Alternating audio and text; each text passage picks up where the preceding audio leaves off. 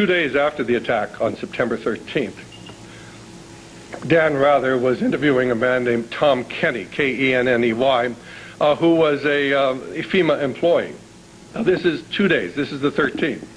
And Dan Rather says to him, and this fellow works for FEMA, and he's been, of course, there working in the ruins. And he said, well, when did you get into town? And Kenny said, oh, we flew in Monday evening, and we deployed Tuesday morning.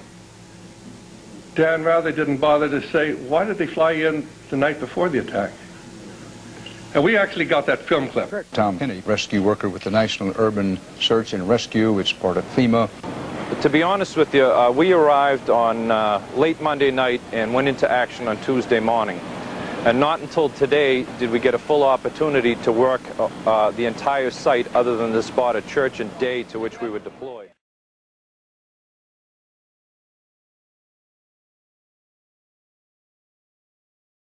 I think all of us have a sense, if we imagine the kind of world we would face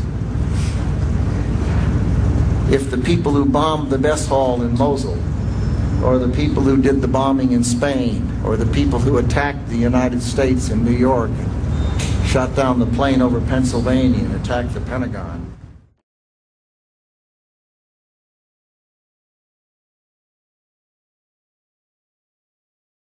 At any point during this day, were you just, in a very base way, afraid?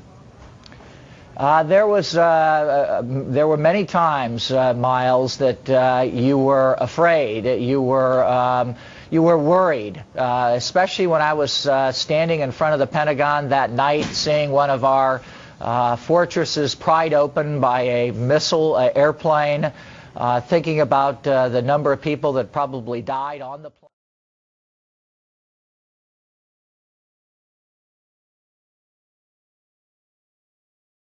And you don't have to be a conspiracy theorist to wonder exactly what President George W. Bush knew about the attacks, and when he knew it.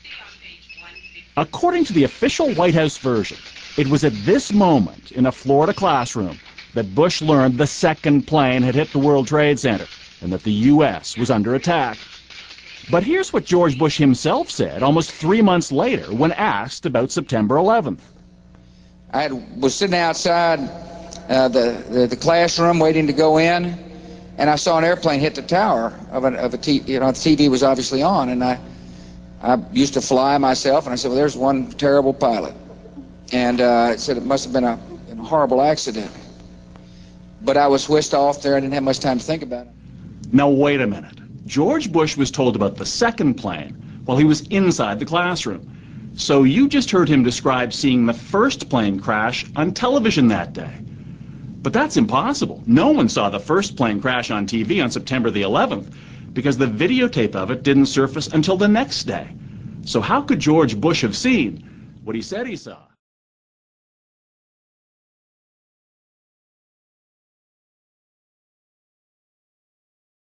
I remember getting a call from the fire department commander telling me that they were not sure they were going to be able to contain the fire. I said, you know, we've had such terrible loss of life. Maybe the smartest thing to do is pull it. And they made that decision to pull, and then we watched the building collapse.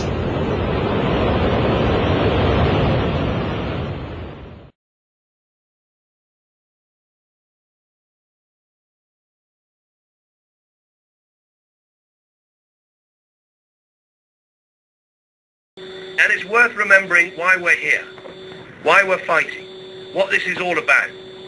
This is not a war of choice, it is a war of necessity.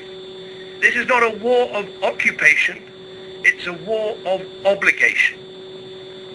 On 9/11, when the Twin Towers were blown up, and so many British people died as well as Americans, almost every single person that took part in that attack was trained here in Afghanistan by Al-Qaeda. That's why we came here, that's why we cleared away those training camps.